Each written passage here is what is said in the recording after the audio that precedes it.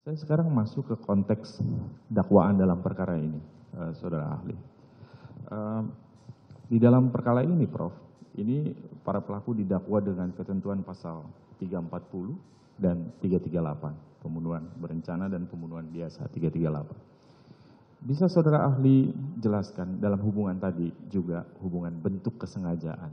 Apa yang membedakan antara 340 konteks pembunuhan berencana dengan pasal 338 dan bagaimana kemudian ukuran kesalahan atau bentuk kesalahan yang melingkupi di dalam elemen pasal 340 dan 338 ini. Silakan. Baik, mohon izin yang mulia. Dapat ahli jelaskan bahwa pasal 338 KUHP dan 340 KUHP adalah pasal-pasal atau aturan yang mengatur tindak pidana menghilangkan nyawa orang lain yang direkonstruksi dengan istilah atau dikenal dengan sebutan tindak pidana pembunuhan. Nah, untuk membedakan antara rumusan yang terdapat dalam ketentuan pasal 338 dengan pasal 340 KUHP, tentu acuan kita adalah unsur-unsur yang terkandung di dalam kedua pasal itu. Kalau kita perhatikan rumusan pasal 338 KUHP dan 340 KUHP, kedua pasal ini justru merumuskan aspek kesalahan itu dalam bentuk dengan sengaja. Ya, baik 338 maupun 340. Nah, kesengajaan yang dirumuskan dalam baik 338 maupun 340 KUHP itu dapat digolongkan sebagai kesengajaan dengan maksud, ya, karena tujuan dari si pelaku melakukan tindak pidana itu adalah untuk mewujudkan akibat dari delik yang dirumuskan dalam kedua pasal itu, yakni hilangnya nyawa orang lain. Tapi meskipun demikian, antara kedua pasal ini terdapat perbedaan yang signifikan terkait dengan unsur kesengajaan itu juga.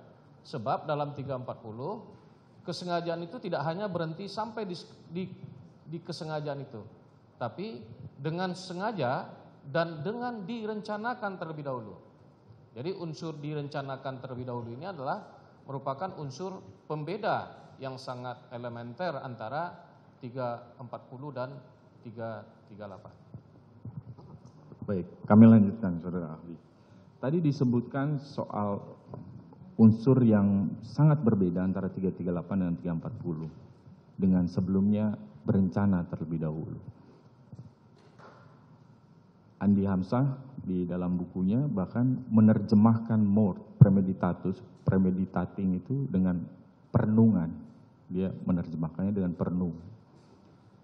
Bisa saudara ahli jelaskan apa sebenarnya yang dimaksud dengan makna berencana ini dan apa ukuran-ukuran kriteria sehingga kita bisa mengkualifikasikan bahwa ini adalah bagian dari unsur berencana. Silakan, Prof. Baik, mohon izin yang mulia.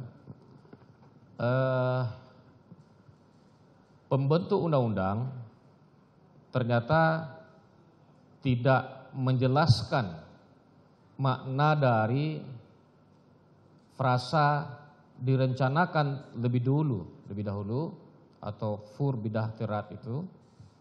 Nah, oleh karena itu pada ketika pembentuk undang-undang tidak merumuskannya, maka tentu kita harus melihat ke dalam teori atau pendapat dari para ahli terkemuka. Kemudian kita juga bisa melihat ke dalam putusan-putusan pengadilan yang sudah menjadi jurisprudensi konstan yang diikuti oleh hakim-hakim berikutnya pada ketika mengadili perkara yang sama. Nah, dalam penelusuran terhadap berbagai literatur dan putusan-putusan hakim, terungkap bahwa yang dimaksud dengan direncanakan lebih dahulu atau fur bidah tirat itu adalah minimal harus memenuhi 3 unsur atau 3 syarat.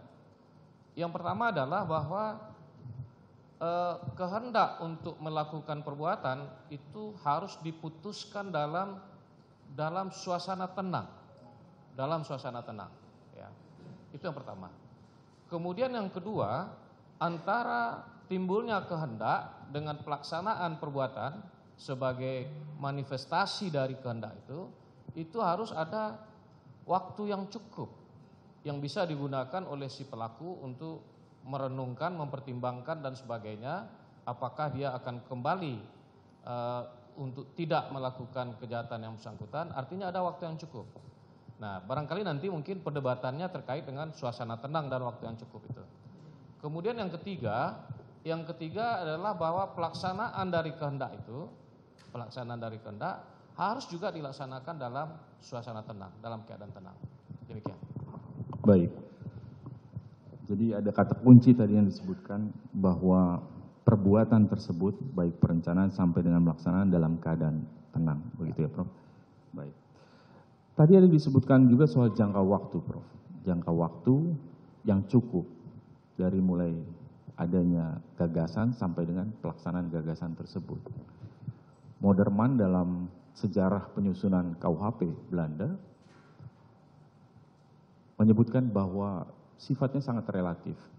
Tetapi yang menjadi kunci adalah soal keadaan kejiwaan si pelaku pada saat itu. Boleh ahli jelaskan dari pendapat ahli sendiri terkait hal tersebut. Tadi soal jangka waktu. Berapa sebenarnya jangka waktu ini? Baik, mohon izin yang mulia. Persoalan jangka waktu sebagai salah satu syarat untuk bisa menyebut adanya perencanaan, ya, ini sebenarnya tidak ada ukuran yang absolut untuk menentukan berapa lama waktu yang bisa digunakan untuk memikirkan secara tenang tentang perbuatan yang akan dilakukan.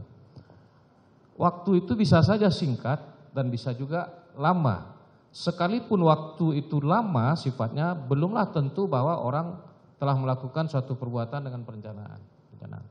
Kata kunci untuk jangka waktu itu adalah soal ketenangan, soal kejiwaan. Jadi sekalipun waktunya panjang, tapi dia memutuskan itu dalam suasana yang tidak tenang, tetap saja tidak bisa disebut sebagai telah direncanakan terlebih dahulu. Jadi waktu itu memang sesuatu hal yang relatif, akan tetapi saya kira menjadi kewenangan hakim lah untuk menilai soal jangka waktu itu.